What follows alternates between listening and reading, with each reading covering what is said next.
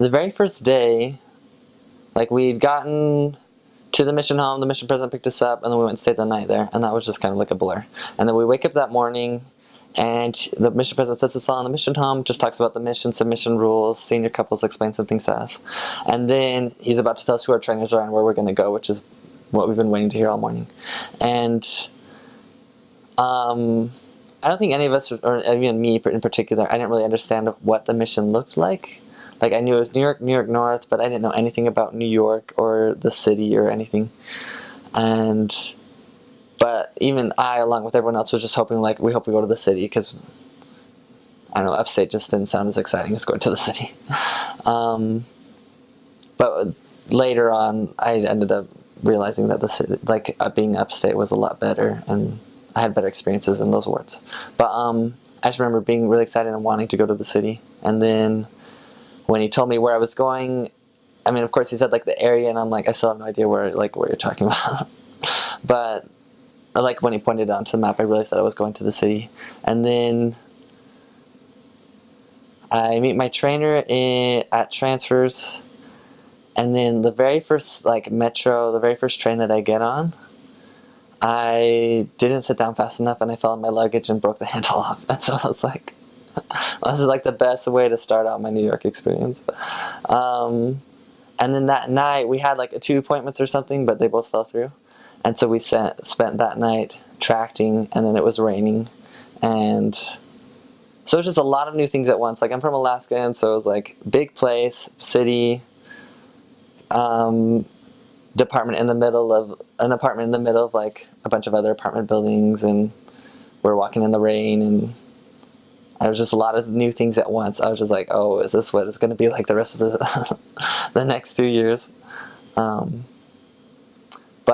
it took like a week for me, I think, to just get accustomed to being there. I think I had a little bit of culture shock, just because, like, there's so many different people, like, in New York, different kinds of people. Just like various people from different Hispanic countries, from like all different kinds of English-speaking countries, and like all over Africa. There's just so many immigrants that come to New York City that you're just surrounded by so many different people that was just, not that I didn't like it, it was just so different.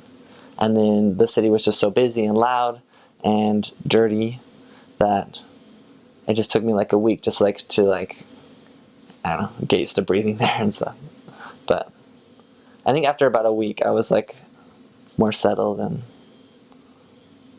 I felt a lot better about where I was at. Well, like, the mission itself, it covers 2 of the boroughs of New York City, which are Manhattan and the Bronx. And Manhattan is where everything you think of New York is there. So, like, the Statue of Liberty, I mean, it's just right off of Manhattan.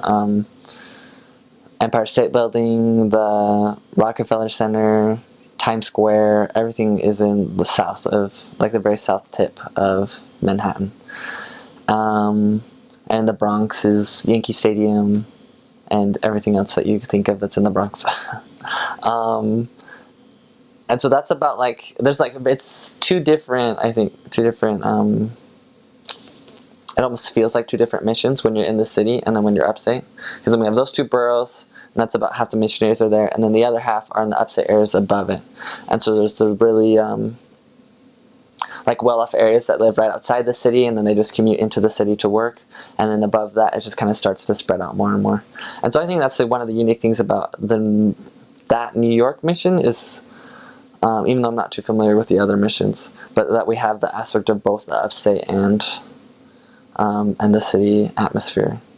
And the fact that we have the part of the city that just about, like, everyone in the United States or even the world think about when they think of New York. And so that was cool to be in the center of, like, I mean, everyone calls it the Big Apple or whatever, but to be in the center of the world and to be doing something as important as missionary work, that was cool. And then just unique things about, just the people, it's just you meet someone from I met someone from almost every Spanish-speaking country, from like 5 or 6 different countries in Africa, and just from all over the place. And that was really cool, just to see the cultures and the way that they blended, and the way that their kids were adapting to the culture. And then of course, because there's so many different cultures, there's so many different foods and restaurants, and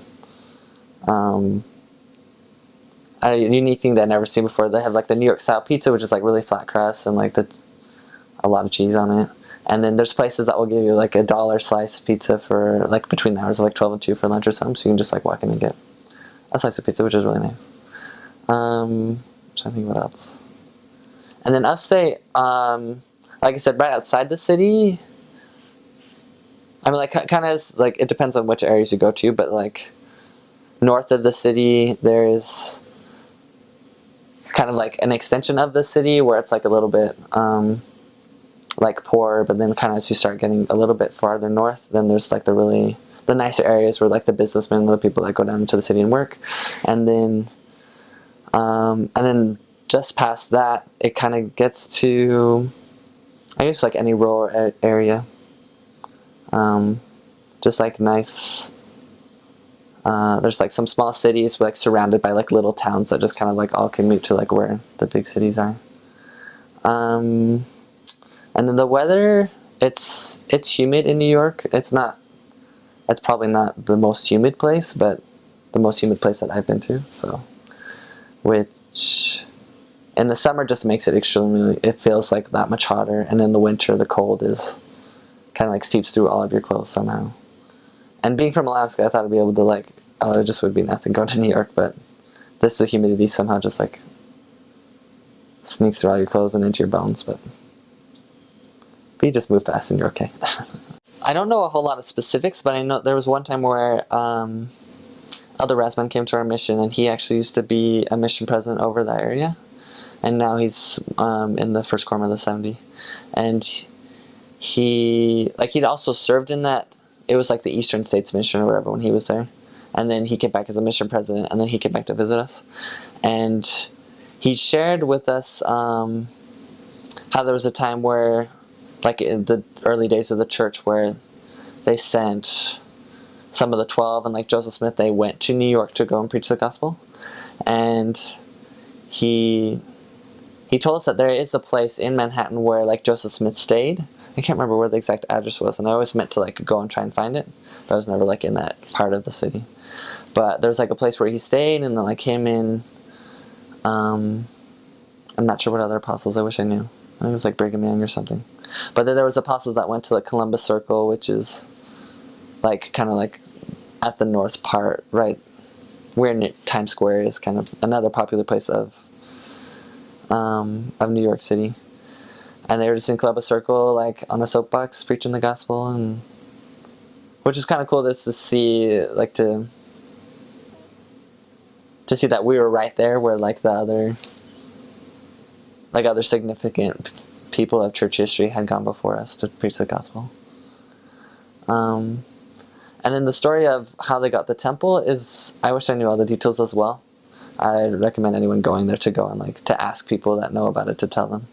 But where the temple's at in Manhattan is right across from Lincoln Center and like the Juilliard School of Music, which I mean is right towards like the south part of Manhattan. It's getting closer to that part where like all the really like significant parts of New York City are. And I'm just astounded that they could get, I don't know, like they could get the land there. I guess it used to be a stake center. I don't know how they got that area before that, but it used to be a stake center, and then they just kind of built up from it and built a temple. And I also heard that they had difficulty I guess they sell airspace in New York City as well, because it's so small. They just like, you have to own the airspace above you. I don't really know how it works, but they had a hard time like putting the Angel Moroni on top of the temple because of the complications of like the neighboring, whoever was in charge of the neighboring properties or something like that. But there just, of course, miracles happen, and they managed to build the temple. And on one of the train stops, when you walk up the stairs, you can just you see the Angel Moroni, and then you kind of walk up and you start to see like as the temple kind of comes down into your vision, and it was just super cool. The first time I went up those stairs, and then I was like going up as if to go like, oh, where's the temple from here? But I just go up and I can just see like the temple just like right in front of me, and that's really cool. And it's cool that such a significant part of our religion is right in the heart of, I don't know, the world's activity. So people that go and visit Lincoln Center and things like that will see the temple, which is cool that we have an opportunity to preach the gospel in that way. When I was in Manhattan, I was in one of the Spanish wards, which is like the way that Manhattan was set up, like towards the bottom, like kind of in the center of the bottom is like where like all the activity is, where all the like cool things are. And then the farther north you get, kind of the next section more towards the top is Harlem, which a lot of people have heard of and kind of has the same reputation as the Bronx kind of a thing. And then right above Harlem is an area called Washington Heights, which is where a lot of Dominican people are from the Dominican Republic. And so one interesting thing, I didn't necessarily feel like it was very unsafe. It was just because it was such like an immigrant heavy area. You definitely felt like a minority being there. Like you definitely stood out when you were there. And when you don't necessarily fit in, you feel unsafe at sometimes, just because you feel like everyone's looking at you. But like there was never any problems there. Like no one ever bothered us, or and then we didn't ever hear anything bad about the areas either. It was just kind of like a bunch of people from the Dominican Republic, and of course there were some people like hoodlums or things like that caused problems, but it was never like a gang or like getting crazy like that. And then in general, a lot of the Dominican people were very like friendly with each other, and it was almost like there was like little pockets of communities with them. So a lot of people like didn't necessarily know their neighbors, but they had like brothers or sisters that lived in the area, or at least were familiar with the people they went to the store with, and so they kind of had like their own little pocket of people that they knew. And but then there was also like kind of an air of like distrust, like people had a hard time like opening up to other people. I think just because the nature of probably coming from a country where they're not doing as well as they'd like, or they need more money so they can send it back to their families, and so people would come to that area. A lot of the times the men work like 1 or 2 jobs just so that they can send money back to their, and not only is it just for the Dominican Republic, for just from other Spanish countries. And so that was an aspect to work with the Spanish people in New York, was that a lot of them did have a lot of jobs, and so that was hard for them to, like kind of in comparison to the business people, they were working so hard, but not because to succeed, they were just almost working to survive, and especially so that their family could. And so it was hard for them to sometimes to like take their focus off those things and to focus on the spiritual things when they felt like they had all this responsibility on them. But I guess that's just like another aspect of it. And then in the Bronx, at that point I was put in an English ward, and that one, I mean, definitely at times I felt like this is a scary area, but I never felt unsafe as a missionary. Like, even though I would like walk into a building that just upon various reasons, just feeling like I would never live here kind of a thing. But I just never, and even if I saw people that looked like they were up to something, like up to no good, just as a mission, I don't know why, I just felt like I would never go back to those areas now, and not as a missionary. I'm sure it was just like extra protection, and we needed to see those people or something. But there were a few times when people on the street that you could tell like had seen their time of I don't know how to say it, criminal activity, I don't know, that would stop us and say like, oh hey, like I love you guys, like you guys are spreading the word of God, like I think that's great.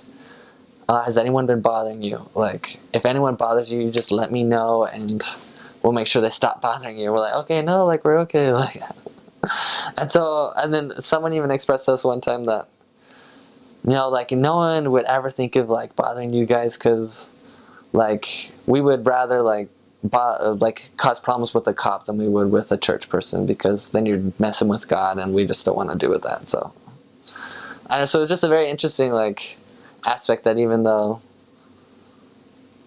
they I don't know, that even though they didn't necessarily have like strong faith in God and weren't showing it very well, but they definitely recognized that we were doing a positive thing in their area and trying to help people to believe in God, and that they respected it. I don't know. So that was kind of cool to see. There were a few.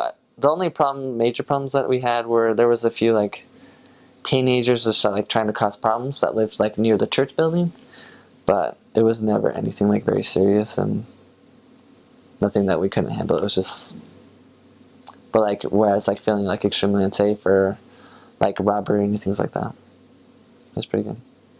Cool. Even though we knew that that kind of activity was happening around us, it was just kind of like we were like in our little bubble and we just kind of walked around and I don't know. It was very cool. It's interesting to our mission, but I think it also applies to a lot of other missions from just like hearing other people, is having the aspect of like the city versus the upstate or the country or whatever you want to call it. Because naturally a lot of people want to be in the city because that's where all the hype is, the excitement. There's a lot of people. I wish it's a lot more exciting. And so like as a missionary, like everyone kind of had those desires and just was like, I want to be in the city. And so when people would get transferred upstate, it was almost like they felt like it was banishment sometimes. I know there was this one zone that when I first got in there and just the older missionaries in my zone, they would just say like, what would they call it? They're just like outer darkness. Like if you went there, that was just like, you were there and it was dark and cold and nothing happened there. And I don't know, they just made it sound really miserable. And so when I got in the mission field, I had this negative feelings with upstate and then like just always wanting to be in the city. And then I was in my city area for like 4 transfers and then I got transferred to an upstate area. But it was one it was Yonkers, which is right above the Bronx. And what people would say about it, and it's true, it's basically the Bronx, but you have a car. Because it's almost like the Bronx just kind of like smushed up into Yonkers. And so like the lower half of Yonkers is just very similar to the Bronx. Because right after Yonkers, I went to the Bronx. And then I kept thinking the Bronx was like, oh wow, this is just like Yonkers. And then when people would go from the Bronx to Yonkers, they would say like, oh, it's just like the Bronx. So I know there's very similar kinds of people and areas, but just because it's more spread out, then the missionaries there get a car and but yeah. But then once I was in Yonkers, I was there for like 5 transfers and then I went to the Bronx. And then when I was in the Bronx, I was like, oh wow, well like my upstate experience was good. I liked it a lot in that area and I really got along with that ward. But I was like, okay, I'd like to stay in the city for like the rest of my mission. And then I was in that area for 2 transfers and things were going super well. And then I got the transfer call to go to that zone that the missionaries have been talking about in my very first area, about how it was like outer darkness and basically as far north as you can in our mission. And I just remember when I got that call, I wasn't mad, I was just like frustrated. Because the companion that I was with was someone I was getting along with really well, like the area was picking up, just everything was going well. And even though like we're having hard times, we were just growing a lot together as a companionship. And then in that specific area, like I was getting to know that we were getting a lot more involved with the ward, and then we even like had a baptism that Saturday after transfers. And so there's just a lot of factors to that. And then I get the call to get transferred to like the middle of nowhere, and I was just so frustrated. And then just for like the next day or two, it just kind of like simmered inside of me, because the way in our mission it would work is you get the call and said you're being transferred. We would know who our companion was, where we were going, and it's usually we'd have transfers on Wednesdays, so we knew. I think that call came on Sunday, so we had like 3 days to like wrap things up, to like finish things in the area book, to tell the ward leaders that was what was happening. And so I had like the next 2 days just kind of like thinking about this. I was like, I know this is what the Lord wants, but I don't feel good about it, kind of thing. And then I remember it was like the personal study the Tuesday before the transfer that I just like prayed just for a lot longer. And I was just like, I know this is where I need to go, but I need to feel it. I need to be like excited about it, because I'm going to go to a new companion in a new area where I need to be excited and be that fire. And then I just like felt a lot of comfort. I was like, okay, this is right. I felt a lot better. I wasn't as angry. And then that's where I ended up finishing my mission. And when I left that area, I knew that that was my favorite area of my home mission.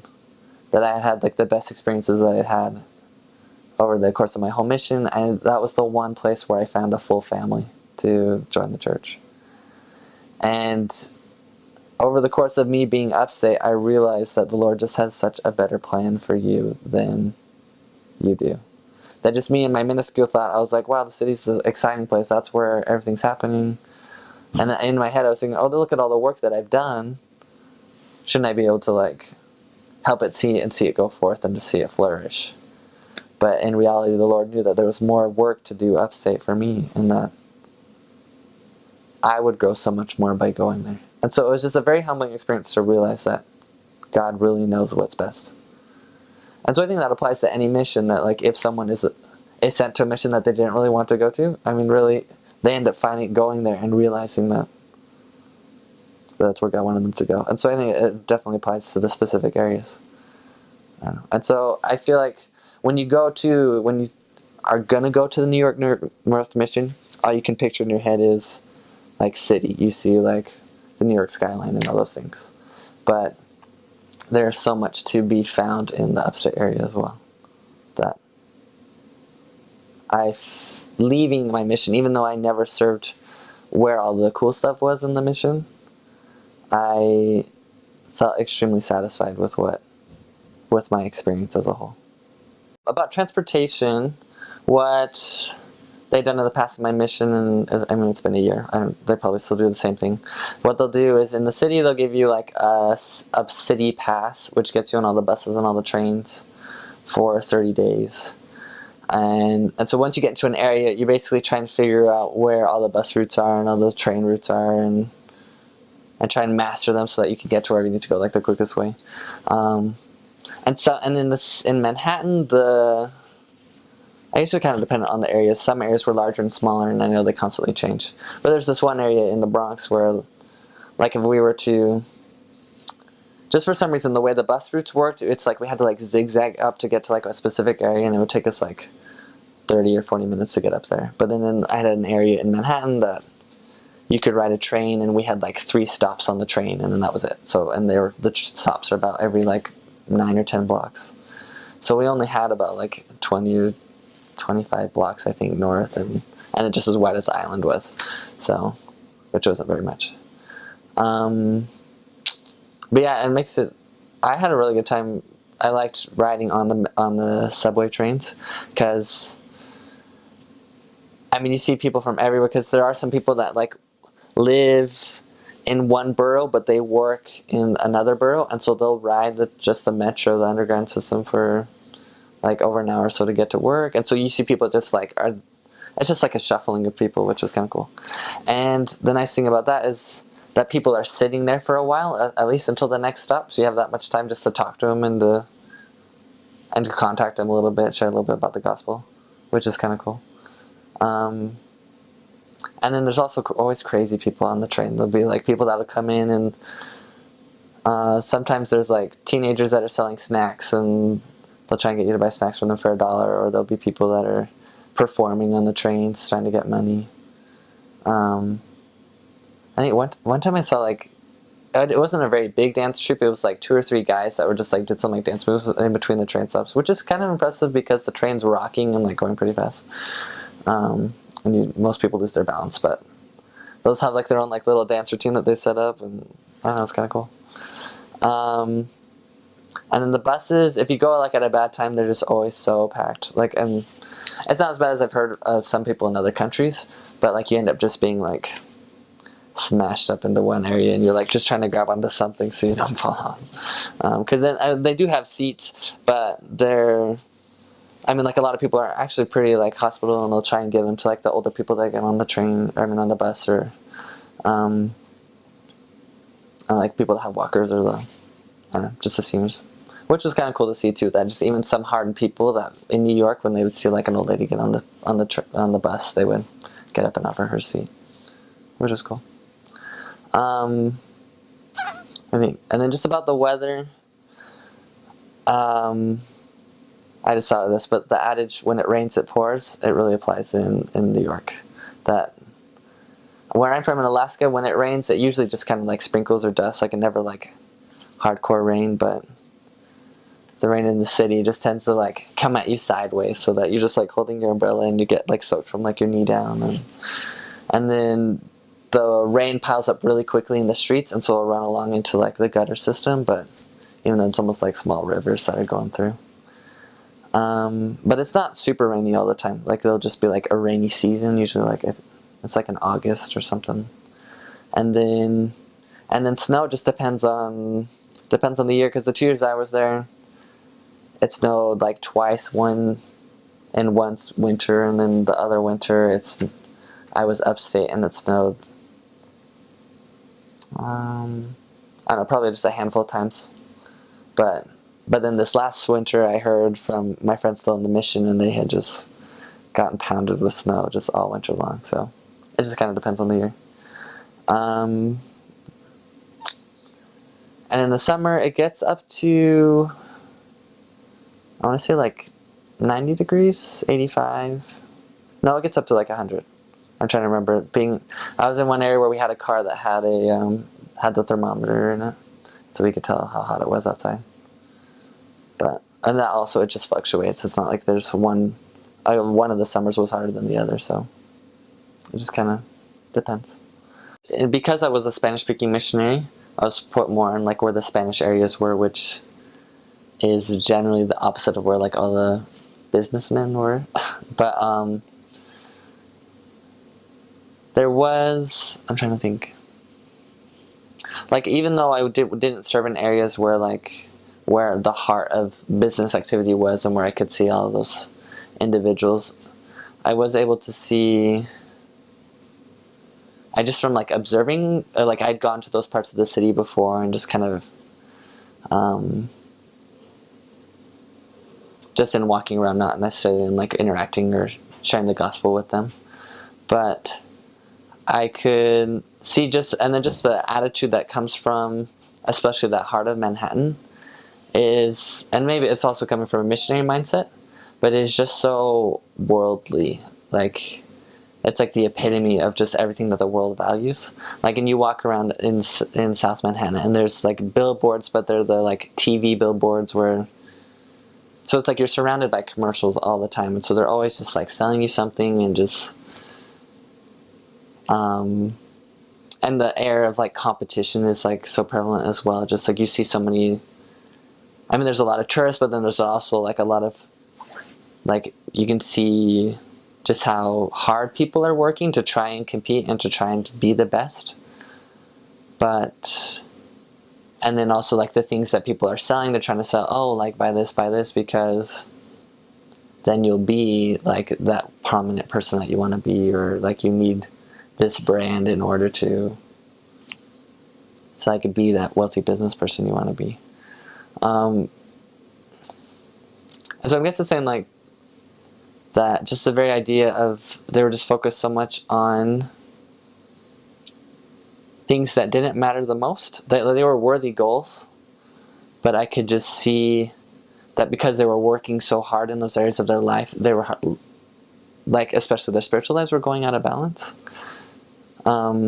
Because I feel like in less like competitive areas of the world, like even just in my hometown, even though people aren't super religious, they have more balance to their lives because they don't have to like work as hard to do well in their careers or things like that. So they have their career and they have their job, and so like life is a little bit slower and mellower, and so they maybe are a little bit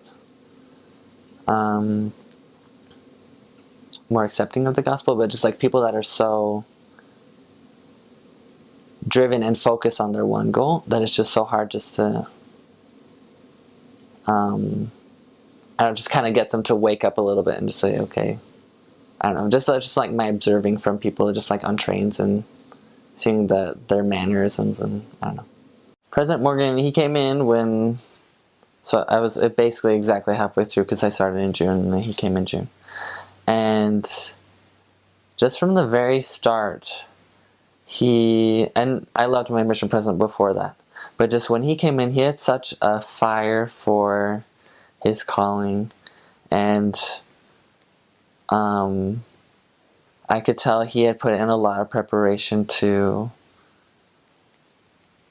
to come to be a mission president. And not that he had necessarily like set his own agenda or things that he had wanted to accomplish as a mission president, but that he had done a lot of spiritual preparation and a lot of had studied the gospel principles very well, so that when he came, that he was very open to the Spirit and the direction that he needed. Some things that I admire about President Morgan is that he is a brilliant leader. The one thing that he does best is he enables the leaders under him to do their duty and to fulfill their responsibility. So he did a very good job of like making helping the zone leaders to feel like that they had an impact, that through receiving the revelation they could impact the missionaries that they served, and helping them in order to make the district leaders feel the same way, and then so that the district leaders could then pass on that same kind of motivation, that there was just so much trust that he had for us, that it just kind of like filtered through the leadership of the mission, that I felt like that everyone really took that trust with great care and realized that they had a lot of responsibility, but that they were very capable of seeing miracles happen in their mission. I think another thing is, and both President and Sister Morgan, they just have so much love for the missionaries that they serve, that when they see you, they remember your name, and even though they have now there's over 200 missionaries there, but remember your name and how you're doing, and you could just tell that they just had so much love for us. One of the coolest things for me to see on my mission was the way that the Lord would, place everyone, so it was just everything just worked out perfectly, how it should have been. I know there maybe could have been other possibilities, but just afterwards, when you realize it, you're like, God definitely led us there, even though I didn't know it. I remember it happened multiple times, but there's just one time that sticks out in my memory, that we'd just been trying to contact this one investigator for a very long time, and we didn't know whether or not to continue teaching him or to continue trying to stop by his house. And we were just in a completely different part of our area, and we're just walking up one of the roads, and here comes that one investigator that's just crossing our path. We could have gone so many, because it's a block system or a grid system, we could have gone so many different ways to where we were planning on going. But of course we were walking down that one road right when our investigator was walking down that one road. And we just stopped and talked to him for a little while, and after talking with him a little bit, we could tell that we should probably stop visiting him, just because the way that he was telling us, I don't have a lot of time, and he was kind of getting disinterested. And we tried to set an appointment, he wouldn't really let us. And even though that experience didn't turn out in a baptism, it just stood out in my mind that the Lord just placed us where we needed to be at the certain times. That especially in the city, because there's so many people, that when you run into someone that you know, I feel like it's just like one in a million, that you happen to go the same way that person was, and they happen to go to the grocery store at that one time, or whatever they were doing, and I don't know. And so with that specific investigator, that was one of the first times that it happened to me, but it just happened over the course of the mission, where I don't know, there's another time where we went to knock on an investigator's door, she wasn't there, and so we stopped in the car, and then me and my companion couldn't decide where we wanted to go.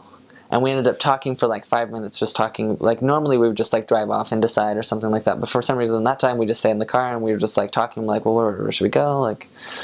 And then here comes our investigator, walking up, the walk up to her house. And then we were able to teach her. And it was just little things like that. And then I think once I started seeing them and looking for them, then I saw them a lot more. Just how the Lord just always places you where you need to be.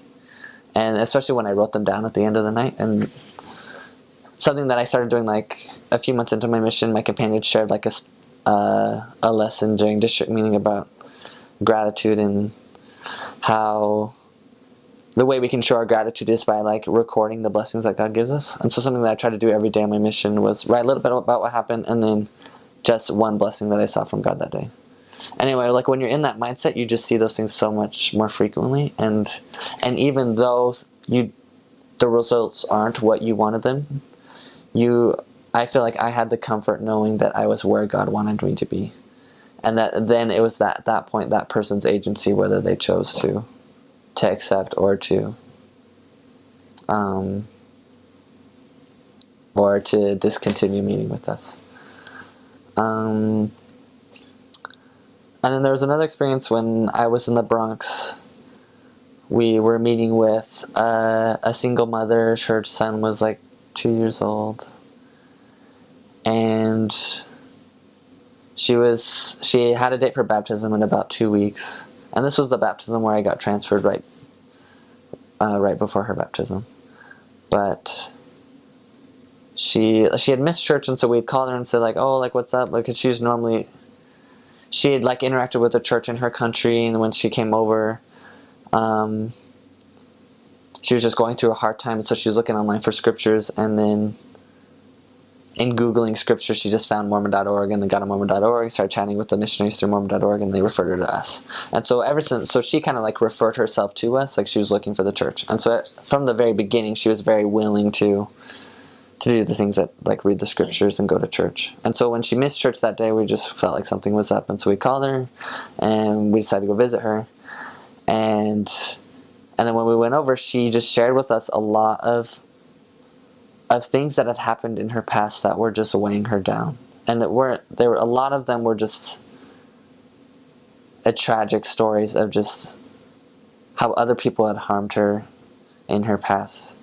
And I'd heard a lot of sad stories on my mission, but that one was just completely overwhelming, and it was because we had come to love her so much because we had been visiting her. And at the point she finally opened up some things that were just really just weighing on her soul. That in listening to it and quick exchanges with my companion, I knew that neither of us knew what we needed to say. We were just like, I've never ever met anyone that's shared that with me before. How in the world do I react to that in a positive way? And I just remember, I don't even remember what we were saying, but I just remember words were coming out of our mouths, and then we ended up giving her a priesthood blessing. But just in the moment, I knew that was when, that we weren't necessarily the most qualified individuals to be missionaries. Like, we're not psychologists, we're not counselors, we're not life coaches, but that in applying the principles of the gospel and in teaching the pure principles of the gospel, that's how, I mean, just initially, but those things help us to work into our individual circumstances, and then that God just works through his servants to help his children. And so it was just very cool. It was almost like an out-of-body experience where I was like, I was there, but I wasn't mentally choosing or doing anything. It was just like I was like praying so hard, like, just let us say the right things, and then the right scriptures came out, and she just felt so much better. I mean, she had a long road of like healing to go through, but just like that kind of set her off course from going down into depression and closing off away from the things that were helping her to turning around and going for healing and trying to apply the atonement to her life. And so that was just a very cool experience for me to see how the Lord worked through simple 20-year-old guys to just help people that have very, very real problems, and then help them to overcome them so that they can accept his gospel. I guess what I would say to anyone that's been called to the New York North mission is that you're going to the best mission in the whole world. I know everyone says that, but it's actually true. The New York North mission it's as if the world comes to you. I feel like that though some may be bummed that they're going stateside, really just about everyone in the world just comes through New York, that you get to see so many different cultures and I guess have a love for people in general, because you get the chance to meet so many different kinds of people that you come to understand and respect people from so many different backgrounds, that you go for anywhere from very poor and very humble circumstances of the immigrants that come through to wealthy businessmen and anywhere in between. But though the people are so different, you get to see how the gospel applies to them specifically, that even though there's such a wide range of people that are out there, that the principles of the gospel, that they apply to everyone, and that everyone individually can have that relationship with Jesus Christ.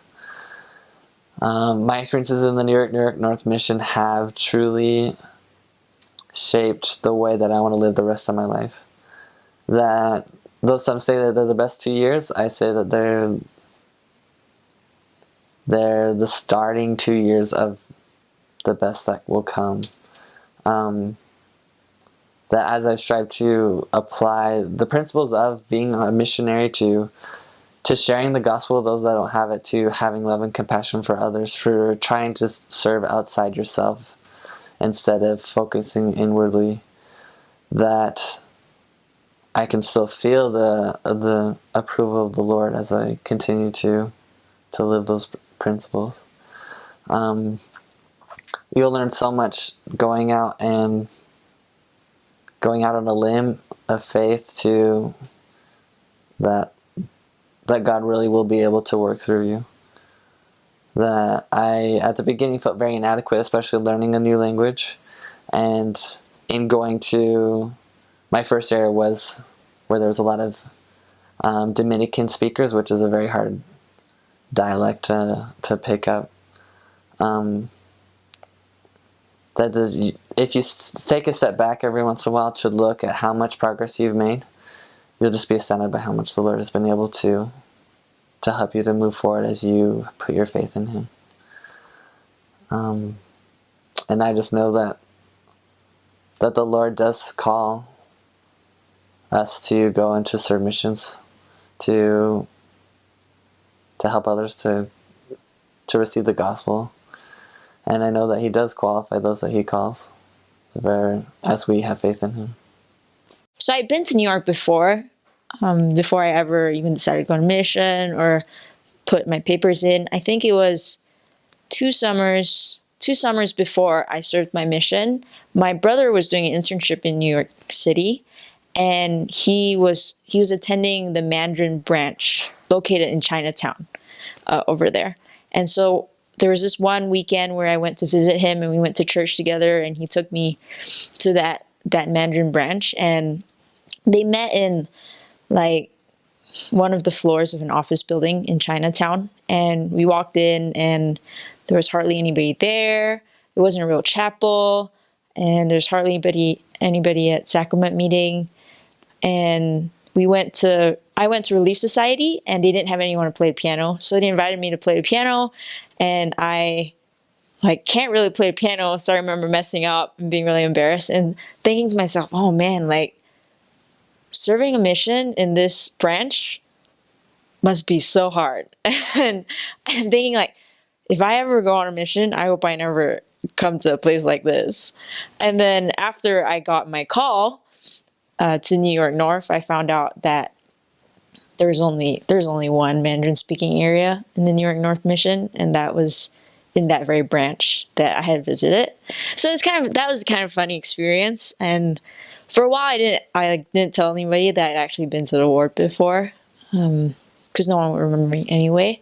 But so I remember my first day on the mission, or my first day after leaving the mission home and actually getting to the mission. I remember my companions, because I had two of them starting out, they took me to the church, and I remember having this sense of familiarity because I had been there before, and it was really interesting to me. It seemed like really ironic, and it's kind of like Heavenly Father was playing a joke on me or something. So I thought it was kind of funny. The stories that have made like the most, I mean, I have stories about, and most sisters probably do and will, stories about like being stalked or about like random people proposing to you and stuff like that.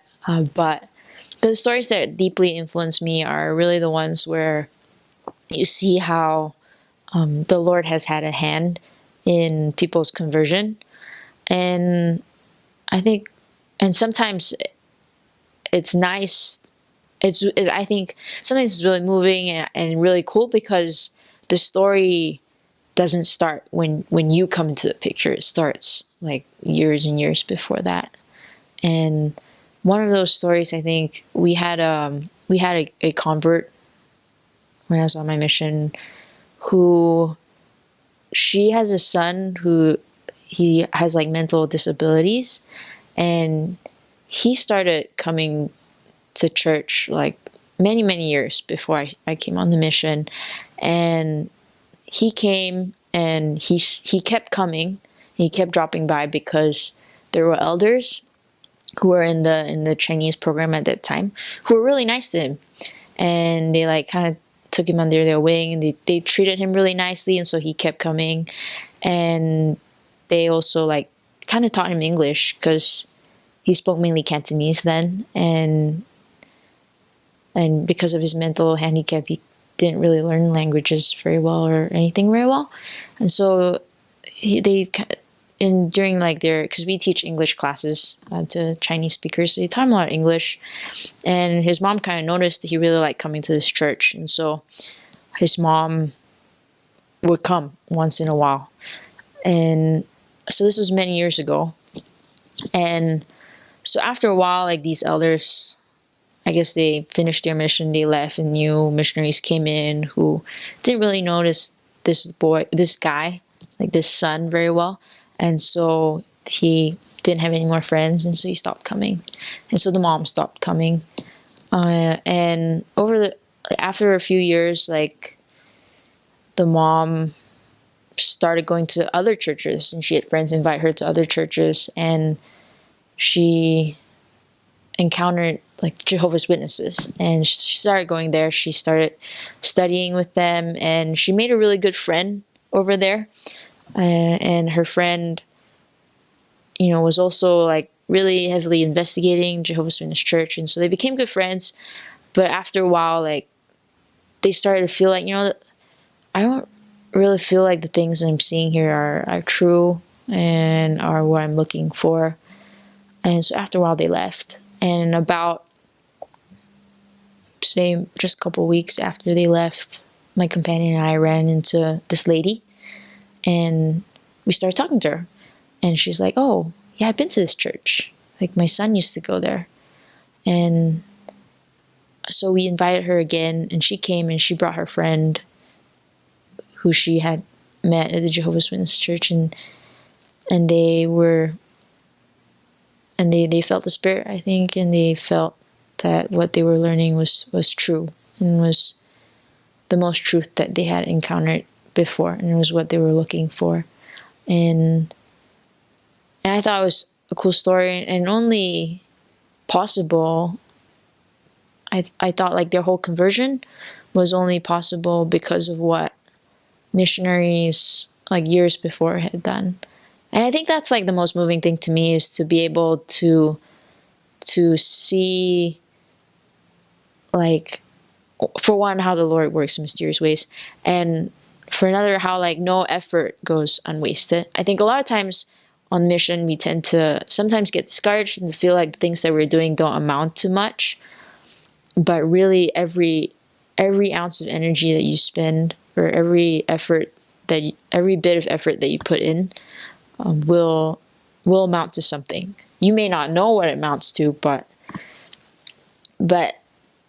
some missionary in the future will, and you yourself will get to have experiences that allow you to see what someone else's previous efforts have amounted to. To anyone who gets called to the New York North Mission, I must say that you're very lucky. If you get called Mandarin speaking to New York North Mission, you're even luckier. But you're in for an adventure, and you're in for a wonderful experience. And I wouldn't trade my mission for anything in the world. It was a very special experience for me. And I have formed some of the strongest relationships with people while I was on my mission, and it's something that I will be eternally grateful for. I have much more solid of a testimony of the restoration and of the gospel of Jesus Christ because of my mission, because of the people that I met, because of my mission president, and because of the missionaries that I served with. And New York City is a very special place. It's very diverse, very full of energy, and I encourage you to just take in every minute of it. And anytime that if there's anything that ever gets you down, try to remember that it's not really about how many people join the church while you're on a mission. It's more about your commitment to spreading the gospel. And as long as you feel committed, and as long as you are acting like a committed missionary should, then you're very successful in the Lord's eyes. And so, yeah, good luck to you.